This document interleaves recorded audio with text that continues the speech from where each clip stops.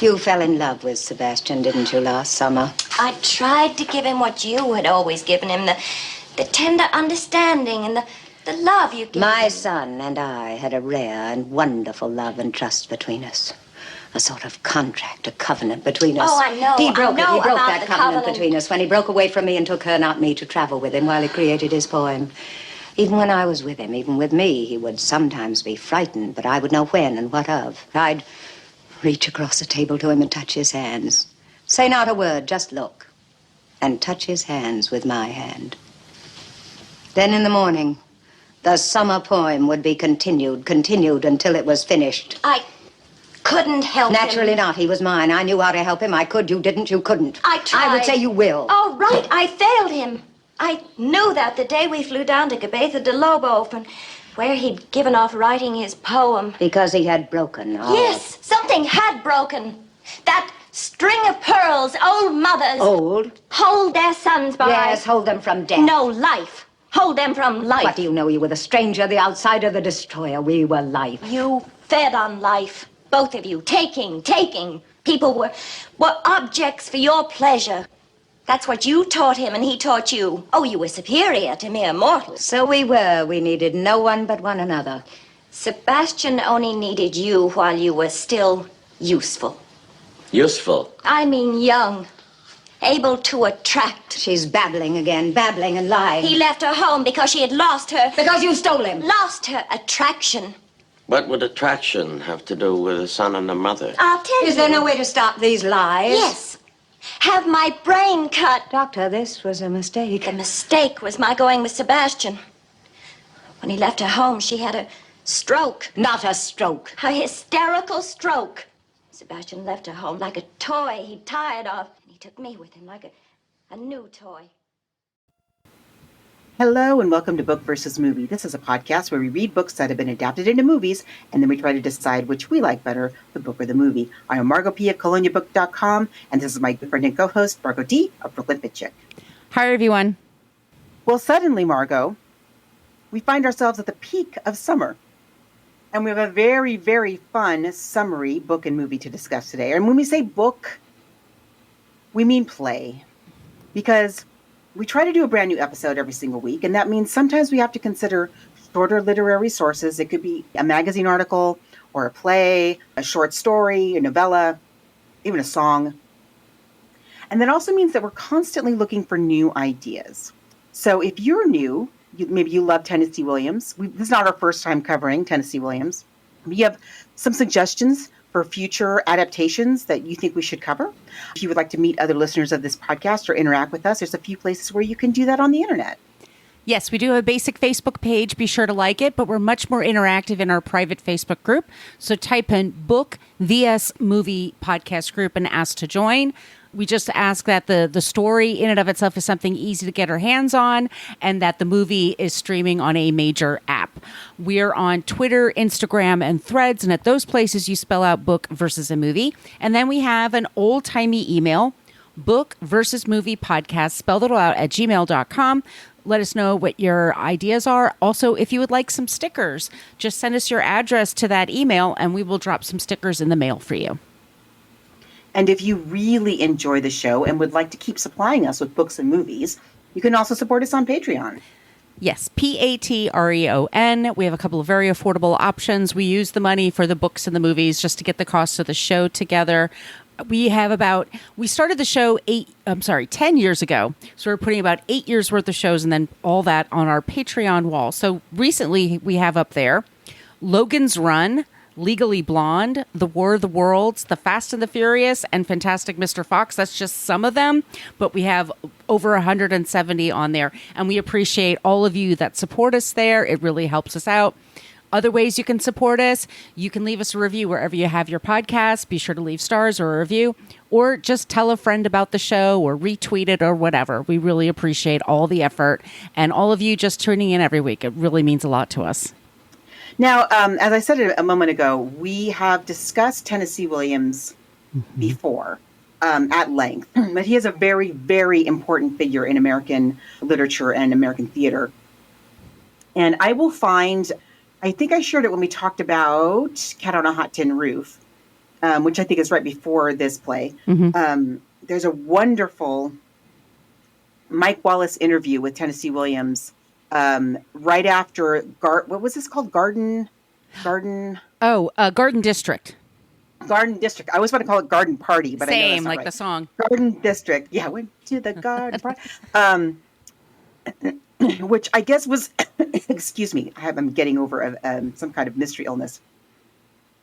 Garden District was sort of like not as much of a hit as they thought it was going to be on Broadway. And so Mike Wallace is interviewing Tennessee Williams about it. It's very, very interesting. Almost invariably, it seems to me, almost invariably, in your plays, the good is devoured by the evil. Or I wouldn't say that. In fact, I think I've yet to write a play in which some virtuous quality in the human being did not prevail at the end of the play. Even in Blanche, the stick-on named Desire, you see her walking off with gallantry and courage on the arm of the doctor leading her to the sanitarium. In Garden District, we end upon a gesture of compassion, which the doctor, who is then bribed enormously to perform a lobotomy on the girl, places his hands tenderly upon her head and recognizes the truth of her story, the poetic truth of it, not the literal truth of it. But you yourself say we end in a gesture of goodness. But it seems to me that most of the fabric, but not just to me, it seems that way to the critics too.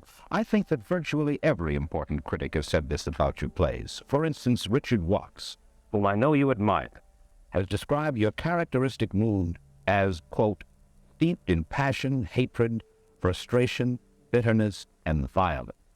I don't contest that at all, Mike. It's quite true.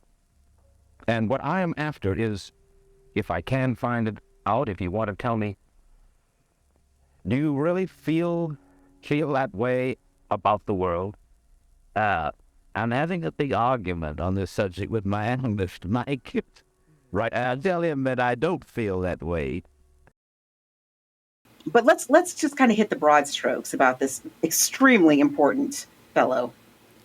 Right. So his name was Thomas Lanier Williams. He was born March 26, 1911. He was born in Mississippi. His father was from Tennessee, and that's the nickname. He took on that as a pen name after he started writing for a few years during college. He has won the Pulitzer Prize. He is one of the most famous playwrights ever, up there with Shakespeare and O'Neill and Miller. He's one of the best of the 20th century for sure. His first big smash hit was The Glass Menagerie, which we'll talk about one day. I think like every kid in high school definitely has that on their syllabus. We've talked about these before. Streetcar Named Desire, Cat in a Hot Tin Roof.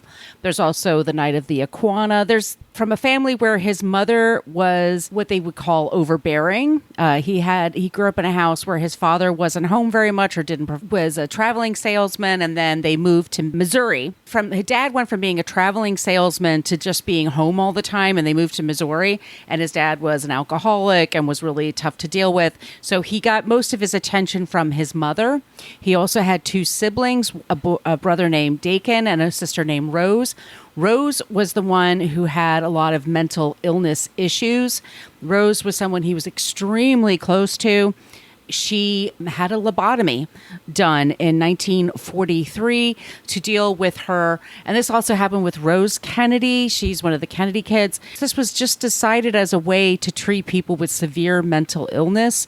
I think it's also a way women who don't behave a certain way need to be away. Or sister was displaying, she might have been schizophrenic is what her diagnosis was. I'm saying all this because he mines this material quite often about mothers, about siblings, about parents, about the South. Mental illness. Mental illness. God, ecclesiastical, like, is there a God? And he was also homosexual. He was queer. This was something that he was open about at a time when not everybody was. I was just looking at a Harvey Fierstein interview, and it was with Barbara Walters, and he was talking about Torch Song Trilogy. This is 1981 or 82, but she's talking to Harvey Fierstein, and she's like, you're the first openly gay playwright, and people, and he even was like, no, I'm not. There's been many, and we've always been here, and you could talk to us. I can't tell you enough, like, how much it was demonized at one point in our culture. So this is a play that we're talking about today. Suddenly Last Summer, as Margot said, it's a one-act play, and it was from a group of plays called Garden District. And he had these big successes, and then it's very hard to write plays. It's very hard to write anyway. But he had some successes. He also had some failures.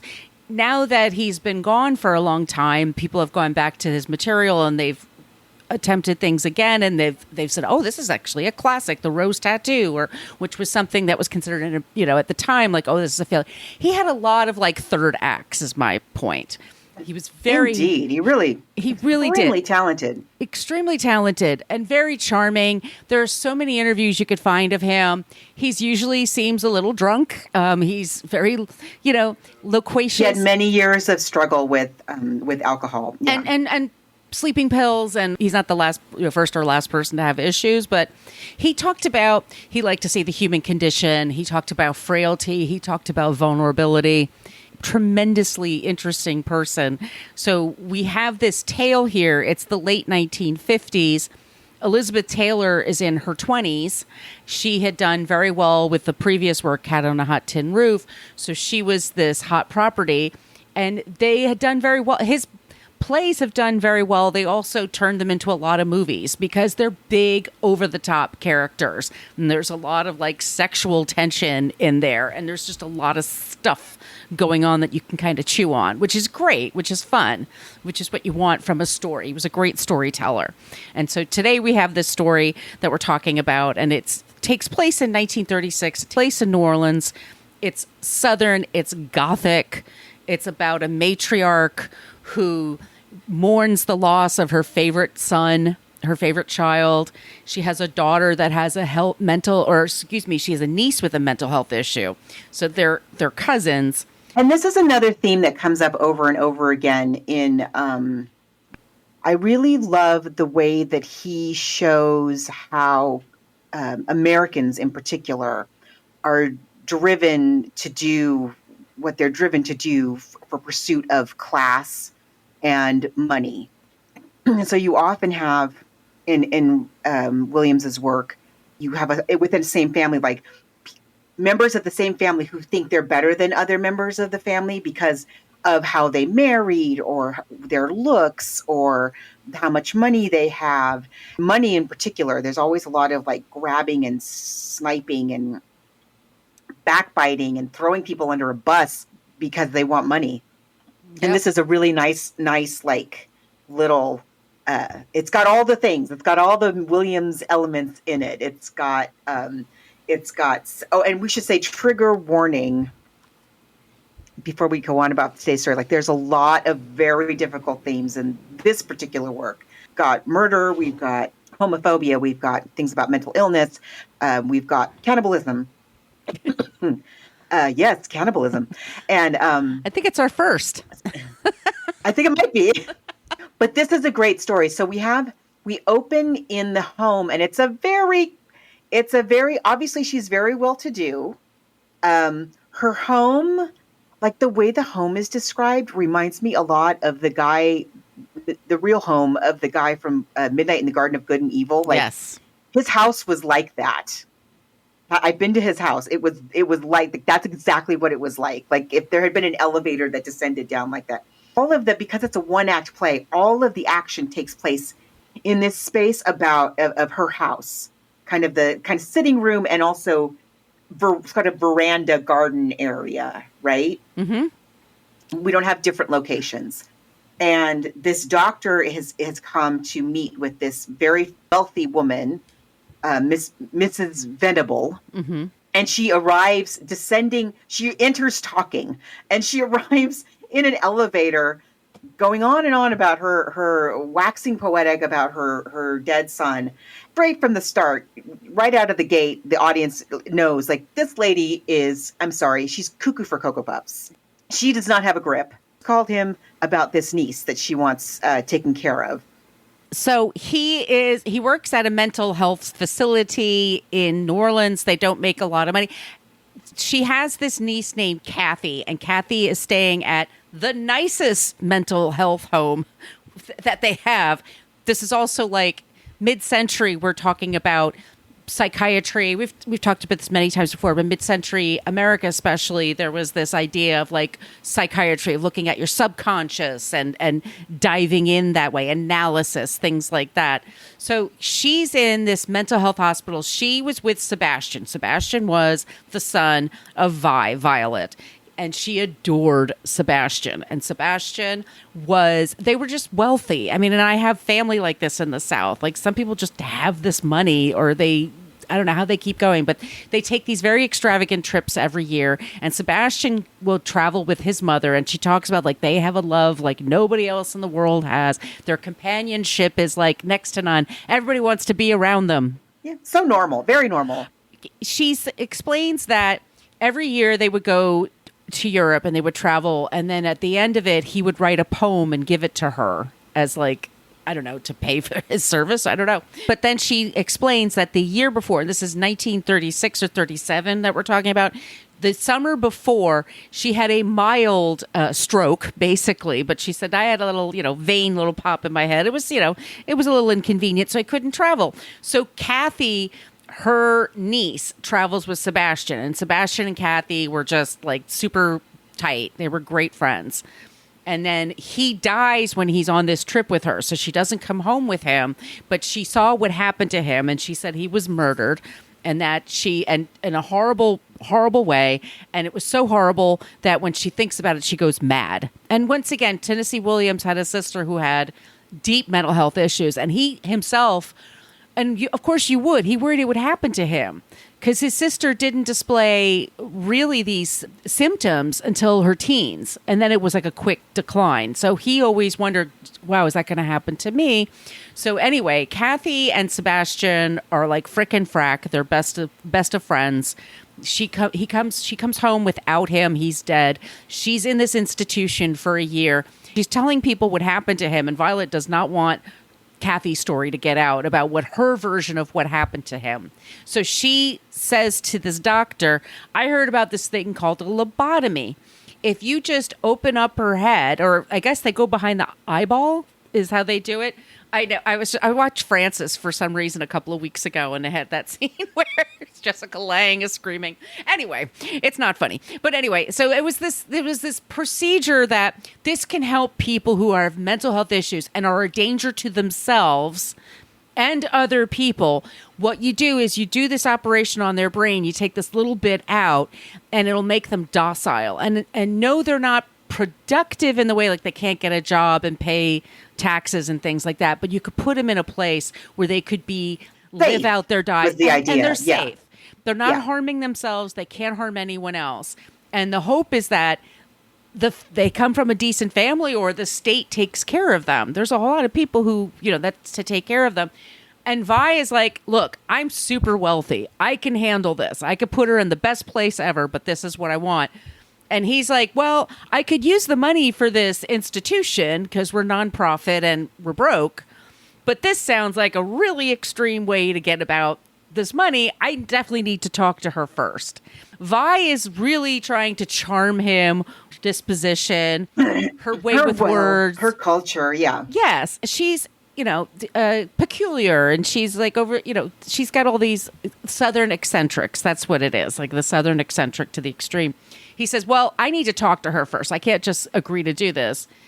So he meets her, and it's like, and Cathy's mother and her son want Cathy to get this done because the thing is that when Sebastian died, his money was put in a trust, and Violet is in charge of that trust. And for some reason, they can't get that money.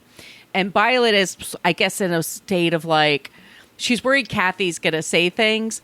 Cathy's mother and Cathy's brother. She's saying to them, she gets this operation, you can get this money. They are now encouraging Cathy to do this. And they're saying to Cathy, like, aren't you not feeling that great? Aren't you, like, scared? It's so terrible. It's awful. Like, her family is telling her, you should get this done. You should really, and they're saying, because we're not going to get jobs. We're not going to work. You need to do this because this is how we're going to survive. Or we're on the streets. I mean, it's this really tough situation. And the doctor is Sugar, but it's the Polish word for sugar. That's his name. But anyway, so Dr. John is his first name. He meets her, and then he's like, she doesn't seem that nuts to me. She seems like she's going... She seems traumatized. But she's not. So he encourages her to come over to the house. So it's Cathy and Violet, and I think her mom and her brother, and then there's also a nun that's like a nurse for Cathy. And then there's somebody that works at the house that's like Violet's assistant. And then Cathy starts to talk about what happened with her and Sebastian. And it turns out Sebastian was gay, and that she's saying that Sebastian hung around Cathy and his mother because they were attractive women that attracted gay men.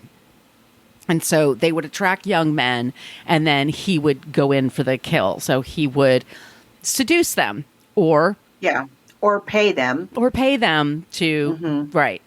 And these are very poor people that he's manipulating here for his needs, going after very young men because the town is onto him and his scheme. Like, he has Cathy like wear a white bathing suit, so when she goes in the water, she comes out, it's see-through. Like, there's certain things, and Cathy's not stupid. She sees like what's happening.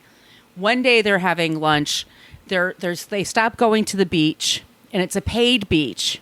So you have to have money to go to the beach, like at Greenwich, Connecticut. So they stop going to that beach. They're having lunch, and then outside on the fences are a bunch of these young boys, and it's going around town like, oh, he's here and he's having lunch with his friend. And Sebastian recognizes some of the boys in the crowd, right? So he knows, like, oh, uh-oh. They started talking to one another, and they figured out what this guy is up to and what he was doing. And they grab pots and pans, and they're making a lot of noise. Like, they're trying to scare him out from where he is. And what does Sebastian do is he just kind of throws some dollars his way and then tries to run away. And they're in Spain, and she's following, and he gets caught up by the boys. And then, trigger warning, and spoiler alert, they basically rip him apart. Like, they mutilate him. And that's how he dies. And it's out of revenge. And this is the big secret that Violet doesn't want to get out, that he was gay, and also... mainly that he was gay. That's the main, like, not that he was murdered or how he was murdered, but that he was murdered because of his homosexual dalliances. That is the secret that's so horrible that she's willing to bore into her niece's brain to stop it coming out. So she spills the beans in front of everybody. What's different, again, it's much shorter than the movie because it is a one-act play. Hearing her story, her brother turns to their mom, and says, I'm going to just get a job. It's not worth it. Sorry, Mom. I don't know what we're doing. We need to get out of here. Yeah, this is not healthy. This is not worth it. Not like this. And Violet, it really loses her complete grip. She just starts screaming for the doctor to operate on Katharine. And that's kind of how it ends. We know that the doctor is not going to do that because there's nothing wrong with her. No, and that's what he says. Like, he's saying, like, yeah, she's telling the truth. She's not making this up. Like, and it's a very real reason why she's having this traumatic response to everything. Yeah. We should at least, he says, the last line of the play is something like, we should at least consider the possibility that what she's saying is the truth. Right. That's the play. And then they had some other plays, but they all sort of take place in the same time, in the same era. It's 1957. They're going to make this into a movie. It does okay. I think it's off Broadway even, but I think it does fine. Yeah, it does fine. It's just there's not like huge stars in the play or anything. But when they're going to make this movie, Mankiewicz is the director. They have Elizabeth Taylor as the star, and she's like 25 at this point. Beautiful, like good. Straight out of Cat on a Hot Tin Roof. Yep. This might be my favorite Elizabeth Taylor performance of all time. And I'm a huge Elizabeth Taylor fan. Right after this, she makes Cleopatra with Mankiewicz. But this is such an amazing performance. There's so much happening here. So let's play the trailer and then let's talk about this movie.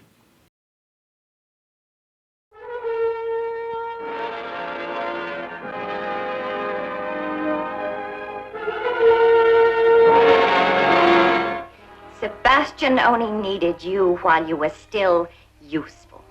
Useful. I mean young, able to attract. She's babbling again, babbling and lying. He left her home because you stole him. Lost her attractiveness. What does attractiveness have to do with the son and the mother? You see, Doctor, we were both decoys.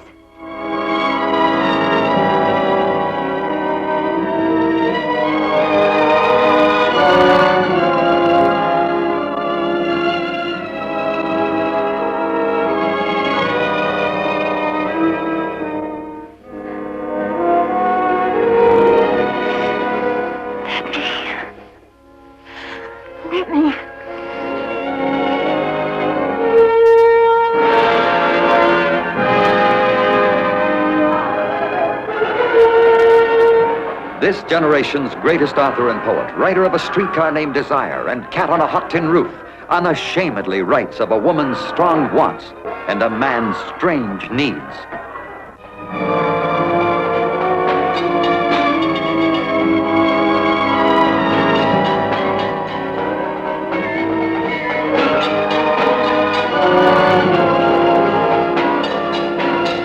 Six great stars combine their talents to recreate Suddenly Last Summer, Tennessee Williams' magnificent drama. Something horrible happened to that girl last summer. Some dreadful, traumatic experience of some kind. What? It was a one-piece bathing suit made of something white. The water made it transparent. I told him I didn't want to swim in it, but he just grabbed me by the hand and dragged me into the water all the way, and I came out looking nude. Why did he do that? Do you know why he did that? Yes, you know why I was doing it. I told you.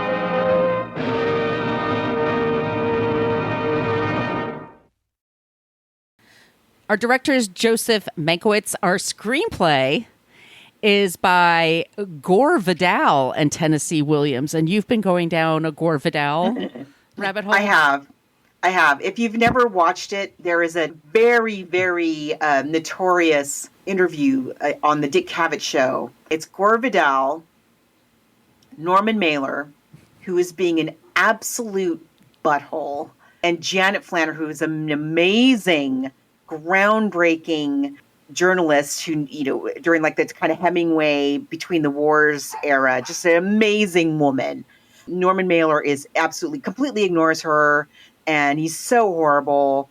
And he's got this like bone to pick with Gore Vidal said something nasty about something Norman Mailer wrote like one time, and Mailer can't get over it. And then Mailer turns on Dick Cavett, and it's a very, very, it's straight out of RuPaul's Drag Race Untucked. It's like, it's very catty. At one point, he turns to Dick Cavett and he says, "Just read me the next question off your little card," something like that. Just really gross, right? And Dick Cavett says, "Well, why don't you," what does he say? Something like, "Why don't you fold it and put it where the moon don't shine?" It's well worth watching is what I'm saying. But yeah, he's another like super famous writer, very openly homosexual as well. So for when we're looking at this film, we've got Tennessee Williams, we've got Gore Vidal, and then we also have Montgomery Clift. We'll get to in a minute. Yes. Good afternoon. Dr. Kukrovitz. Yes, sir. Take a seat, please. Thank you.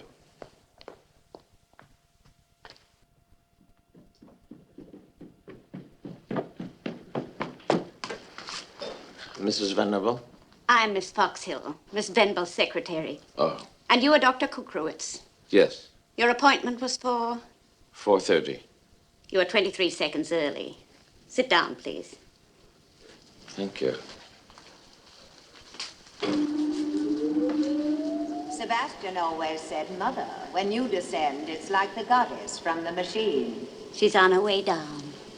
Mrs. Venable's on her And you're way just down. like an angel coming to earth as I float into view. Sebastian, my son Sebastian, was very interested in the Byzantine. Are you interested in the Byzantine, Dr. Kukrovitz. No, I don't know very much about the Byzantine. Well, it seems that the Emperor of Byzantium, when he received people in audience, had a throne, which during the conversation would rise mysteriously in the air to the consternation of the visitors. But as we are living in a democracy, I reverse the procedure. I don't rise, I come down. How do you do, Doc? Oh, I'm sorry, your name? Kukrovitz. Kukrovitz. It's a Polish word meaning sugar. Am I only wearing one earring? Have I forgotten my lip rouge? Excuse me. I guess I had been told you were a widow. I am. I'm in mourning. White was my son's favorite color. Perhaps, Dr. Sugar, you expected an old widow. Probably. With a garnet brooch and a cane and a huge air trumpet. Well, I have all that to look forward to. Life is a thief. Sebastian always said, life steals everything. I want to show you his garden. On a movie about keeping somebody's homosexuality a secret at all costs. Who else do we have that we want to talk about on this production? Well, we have Katharine Hepburn as Violet, and we have Mercedes McCambridge. She plays Elizabeth Taylor's mother. Come on. Come on. I mean, stop the show. Ladies and gentlemen, I love that woman so much. Another one. I could just watch her do. She's so wonderful in this performance. She's just, you just want to smack her. She's awful. She's very much like Sister Woman in Cat on a Hot Tin Roof. Yes. She's like greedy and pretends to be nice because she wants money. That's her daughter. That she's daughter. sending. Yes, to get this lobotomy. In a place called Cabeza de Lobo. Anyway, what you said gave her a real turn. Then when the doctors all decided you were really crazy, why, she figured you ought to stay at St. Mary's. Or even right here. This seems such a nice place, too, with that nice, capable doctor. Go on. But written permission was needed to keep you here. So that was the point of the private supper. Kathy, you've got to understand. This $100,000 is the most important thing to ever happen to us. It means George will have all sorts of advantages now. Things we couldn't give him since 1929 killed your father and our nest egg. Nothing. You didn't sign those papers. You didn't commit me to Lion's View. Not yet. But Kathy, the way Aunt Vi put it, there was no choice at all. Mama's got to sign. Besides, honey, it's not like it was for always. In fact, they say that in no time after the little operation, you'll be able to... What little operation? Oh, Kathy. Oh, Kathy. There's only one little operation they perform here. It's on the brain. It's called a lobotomy. You may have heard of it or read about it. I have. It's that nice young doctor's specialty in cases of hopeless lunacy. He bores holes into the skull and operates on the brain. Oh, honey, please don't talk about it. Please. You can't. You can't. Sister, stop carrying on like it's the end of the world. What's all the fuss? They say it don't hurt at all. I'm worse than having your tonsils out or something. And then afterwards, you're all right again. She's over the top. It's a really amazing cast. I think they filmed it in England and then on a stage in England, and then they also went to Spain for the outdoor scenes. Katharine Hepburn is Arvi. Was nominated for an Academy Award for Elizabeth Taylor and for Katharine Hepburn, but also for the art direction. So it's so beautifully designed. We didn't even mention if there's a lot in this the symbolism. It's a theater production, and Tennessee Williams is one of those. Definitely, that's about the symbolism and about what are the main themes going on here. One of the first things we meet when we meet Katharine Hepburn, who comes gloriously down in her wheelchair in the elevator, just like shows up like Dr. Evil or something, just like rocking it. But she has a Venus flytrap. So Sebastian is like I don't know what is into plants. He's into exotic tropical plants. Right. And they live in New Orleans. And very it's humid and sticky. I didn't really appreciate, as much as I've loved this movie for so many years, I don't know that I'd ever read it before. And I didn't really appreciate until I read it and then watched the movie again how much humor is in that script. It's very funny. Yeah. So she's trying to impress the doctor with this garden that her precious son Sebastian has put together. All of these exotic plants that can't be seen anywhere else in the world, and it's time to feed the Venus. It's like out of the Addams Family. It's time to feed the Venus flytraps. And I love her assistant Foxhill. Yes. And she calls for her assistant and says, I forget what she refers to the flies basically that she has to. It will only eat these particular flies, these fruit flies, that I swear are buzzing around my kitchen right now. Like, Same. They're not that exotic. Calm down. It's just hot out. Yeah. But Foxhill says, yes, the arrived parcel post from Pensacola. And she's psyched to do it. She's psyched. So they have this plant. I was just thinking we should cover Little Shop of Horrors because they have the movie and anyway. But they have this Venus flytrap. There's a lot in here about voraciousness, of people having a hunger, people having an appetite. People have an appetite for sex. They have it for money. They have it for status. They have it for food. I mean, it's just this like exotic environment where you just can't understand what's happening here. We should also say this is super, super important. Montgomery Clift, which we haven't talked about before. We talked about Andrew McCarthy a few weeks ago, who's a big fan. I can't believe we never talked about Montgomery. How have we not? We've just not gotten around to him yet. I don't know. And I was on he's buried here in Prospect Park. They have a Quaker cemetery. I didn't know that. That's where he's buried. Oh. His mother was a Quaker. Very interesting actor. I was going down to Montgomery Clift. He's wonderful. I love him. I love him too. He was, first of all, just exceptionally handsome. He was a very beautiful actor. He was very serious about acting, and he was very serious about himself. And he was raised that way by his overbearing mother. There's a lot of, what they say, it's an old expression, if it's not one thing, it's your mother. But he and Elizabeth Taylor in the 50s were like best friends. He was gay as well, but it wasn't out at the time.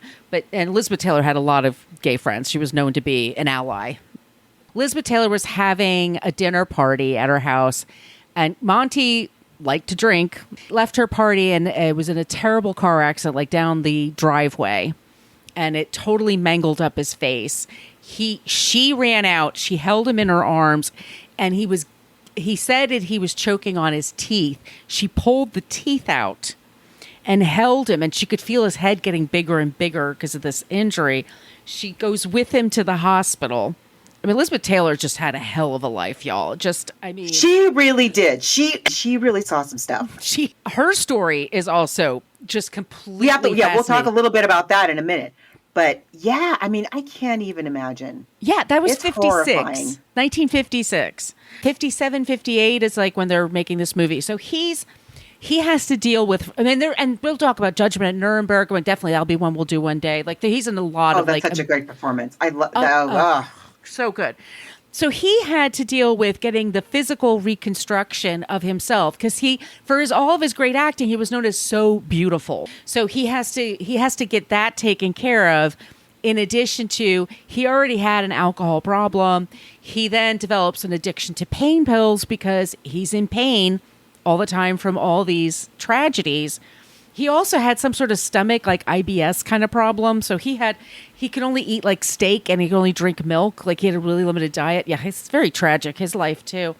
Anyway, so he was having a hard time finding work because he was known as this it's like, imagine Brad Pitt all of a sudden didn't have his looks. It's kind of like that. So Elizabeth Taylor definitely wanted to work with Katharine Hepburn, but she's like, it has to be Montgomery Clift. And they were not into it. They had to really talk him because they were like, no one wants to see him. His face has been mangled so much, but she insisted. So that's Which, if you've ever seen this movie, like he's still gorgeous. Oh, absolutely. And it doesn't matter if he's handsome or not. Like, it doesn't affect his acting at all. Right. His character doesn't need to be. No. But it's Hollywood. Yeah. It's so annoying that they made such a big deal about it. But he was also known to be kind of a pain in the ass. Like, he had his ideas about things, and it's funny, he was in a movie which I'd love to talk about. I don't know if Red River is based on any book or not, but it's with John Wayne and him. And it's so fun to see, like, their different ideas of what men are and how they behave. Montgomery Clift was just kind of effeminate. He was very gentle, and he was very thoughtful with his performances. He started on the stage. He was very serious about acting, getting into character and all that.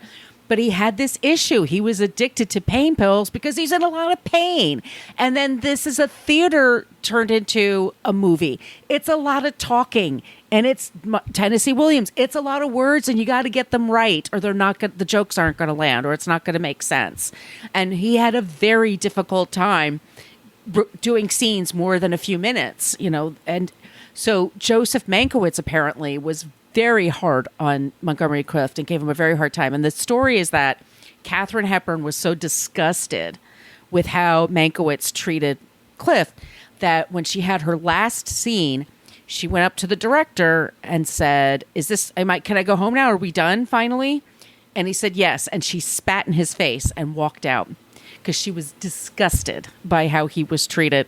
I think Montgomery Clift is really interesting in this movie. He's working with two women who are amazing movie stars. They're just like two tornadoes. Right. And he has to be there between the two of them. You fell in love with Sebastian, didn't you, last summer? I tried to give him what you had always given him, the tender understanding and the love you gave My him. son and I had a rare and wonderful love and trust between us.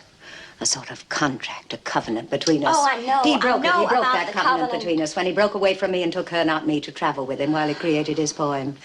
Even when I was with him, even with me, he would sometimes be frightened, but I would know when and what of. I'd reach across the table to him and touch his hands. Say not a word, just look. And touch his hands with my hand. Then in the morning, the summer poem would be continued until it was finished. I couldn't help him. Naturally not. He was mine. I knew how to help him. I could. You didn't. You couldn't. I tried. I would say you will. Oh, right. I failed him. I knew that the day we flew down to Cabeza de Lobo, where he'd given off writing his poem. Because he had broken. Yes, something had broken. That string of pearls old mothers... Old? Hold their sons by... Yes, hold them from death. No, life. Hold them from life. What do you know? You were the stranger, the outsider, the destroyer. We were life. You fed on life. Both of you. Taking. People were objects for your pleasure. That's what you taught him and he taught you. Oh, you were superior to mere mortals. So we were. We needed no one but one another. Sebastian only needed you while you were still useful. Useful? I mean young. Able to attract. She's babbling again, babbling and lying. He left her home because she had lost her... Because you stole him. Lost her attraction. What would attraction have to do with a son and a mother? I'll tell you. Is there no way to stop these lies? Yes. Have my brain cut. Doctor, this was a mistake. The mistake was my going with Sebastian. When he left her home, she had a stroke. Not a stroke. A hysterical stroke. Sebastian left her home like a toy he'd tired of. And he took me with him like a new toy. It's amazing. And grounded. Yeah. And grounded. And keep it reality, because he's our surrogate. Exactly. And he's got to be Violet is waving this, I think it's like $1 million. A lot of money. In front of a great deal of money to do this important work. He does genuinely want to help people. But he also, because he genuinely wants to help people, he's also not going to compromise his principles and do an unnecessary, extreme, risky operation for the cash. So he has a very he's got that doctor's just completely analytical mind. He's not going to be swayed by greed. He's not going to be swayed by Violet's theatrics and, trying to impress him with poetry or art or any of these things. He's not insulting her or rebuffing her, but he's not in any way falling for her crap. Right. And it's Katharine Hepburn. She was a beautiful woman who's used to getting attention, and she's used to people falling over. And Katharine Hepburn is a gorgeous lady and just has so much charisma that I just can imagine what it's like to act in a scene with her. Another very funny moment. Again, there's a lot of more humor here than I thought there was. Where, again, she's trying to impress the doctor. She's always trying to impress the doctor with how cultured she and her son were. And nobody understood our love, and nobody could possibly come close to You have no idea. It was so beautiful. And he's trying to get to the truth. He's trying to very gently say, is it possible that your son, had a sex life that you maybe weren't aware of, or, maybe was outside of the role. He's being super respectful. And she says, I want you to understand, my son was chaste. And by chaste, I don't mean CHASED, although he was that. I mean CHASTE. And the doctor's like, yeah, I know what you meant. I know what you meant. Elizabeth Taylor, Mercedes McCambridge, the scene with them is just amazing in the hospital. When she gets out of the room, and then there's two rooms. There's one for the men and the women at the hospital, and she's almost going to jump in there. The part where Elizabeth Taylor is brought back and then has to describe what actually happened. And so it's a mixture of her talking, and then the camera work is really interesting because it's like Elizabeth Taylor in profile, and then they have this background, and they have an actor, and Dr. Pop Culture sent me a tweet about the actor who played Sebastian. The whole imagery of Sebastian, and they're actually acting out what happened to him, being, torn apart by these people. It's this very over-the-top thing, and it's very over the top, what she's explaining, and it would be very easy to kind of laugh and roll your eyes because it's so... That's very true. Yeah. It's so ludicrous, really, frankly, but she swears this is what happened.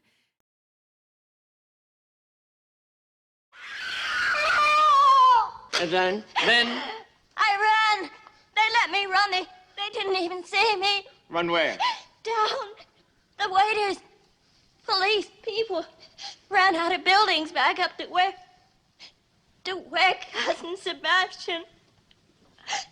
He was lying naked on the broken stone.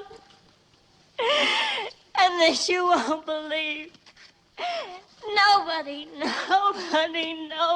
could believe it. It looked as if they had devoured him. As if they'd torn or cut parts of him away with their hands. Or with knives, or those jagged tin cans they made music with. As if they'd torn bits of him away and stuffed them into those gobbling mouths. There wasn't a sound anymore. There was nothing. But Sebastian, lying on those stones, torn and crushed.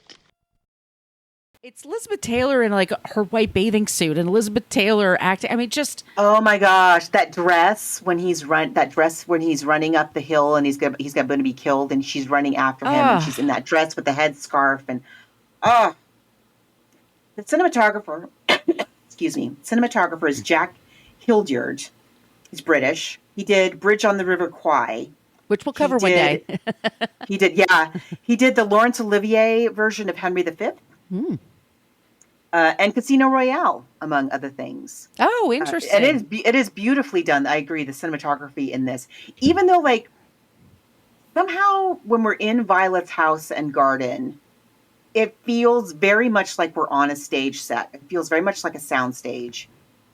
I'm not mad at it. No, I'm kind of okay about it because it gives it this feeling about this artificial world that she and Sebastian had constructed, and it seems like this kind of not reality that they lived in. Also, it reflects somehow. that she's Violet is not living in truth. Violet is living in the past. Excuse me. Violet is not living with all of us. Violet, when she hears the story that Cathy says, when they're all there, Violet is like reacting, and then she basically screams and has this breakdown, and then assumes that the doctor is Sebastian. And she's kind of like, "Oh, hi, how are you? Let's go get some lunch." You know, she's just kind of, that's when he says, I think she was telling the truth. And we also should say that you and I both saw, there was a 1993 one version, and it was for BBC One, and it's with Maggie Smith and Rob Lowe. Richard E. Grant is Richard E. the Grant, brother. Natasha Richardson. That's what I was thinking of. Isn't she wonderful in this? Oh, she's so good. Well, I always forget she was so good. R.I.P. Right? Yeah. They've done it. They've also done revivals on Broadway. I mean, it's a little dated. I mean, the whole thing is that it's very over the top, Tennessee Williams. You know, it's like, again, it's a one-act play. It's like Tennessee Williams concentrate. Mm-hmm.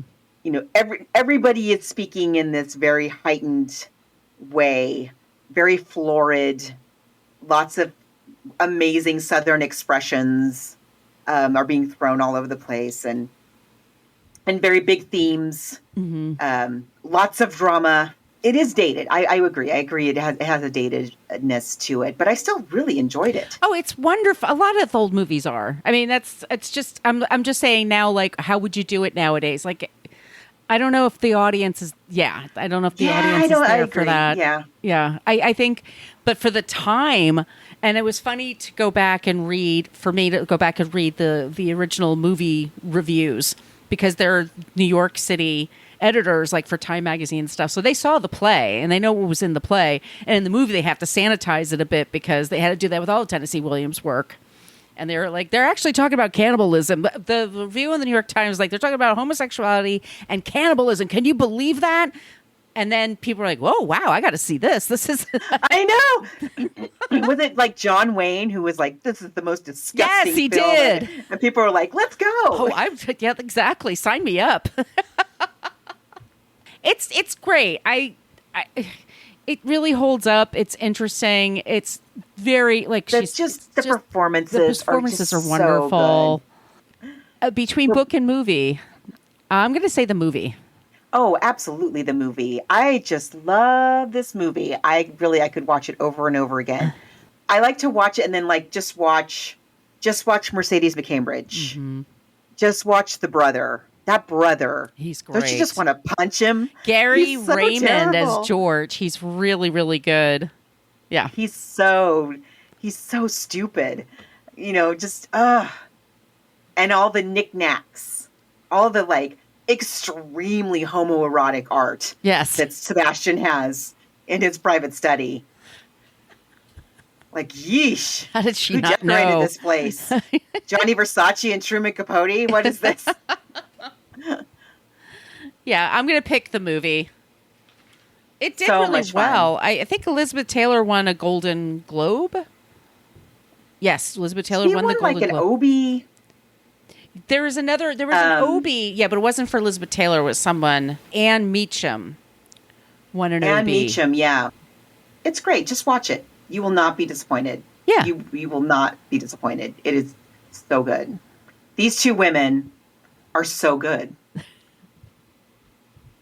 And then everybody else is just icing on the cake. Yeah. Love. Love, love, love, love, love. Okay, let's talk about what we're doing next.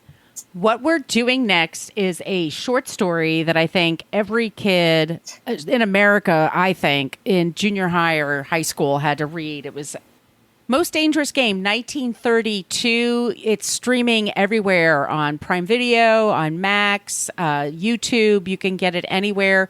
It has Fay Wray, Joel McCrea. It's only an hour, and it has a very high rating. But that's what we're going to be covering next. As you can see, that we are looking for ideas. So if you have an idea, all those places I mentioned at the top of the show, you could reach out to us. We definitely recommend, if you are into Facebook at all, our Facebook group is probably the best place, but you can also go to those other places. Our email, once again, is bookversusmoviepodcast@gmail.com. And Margot, where can they find you?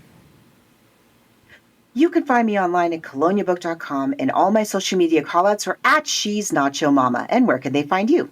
You can find me at brooklynfitchick.com. That's my site. That's where I am for Instagram and Threads. And then I'm at Brooklyn Margot for TikTok, where I have some of our clips there, and also for Twitter. All right, everybody, stay cool. We'll be back next week with The Most Dangerous Game.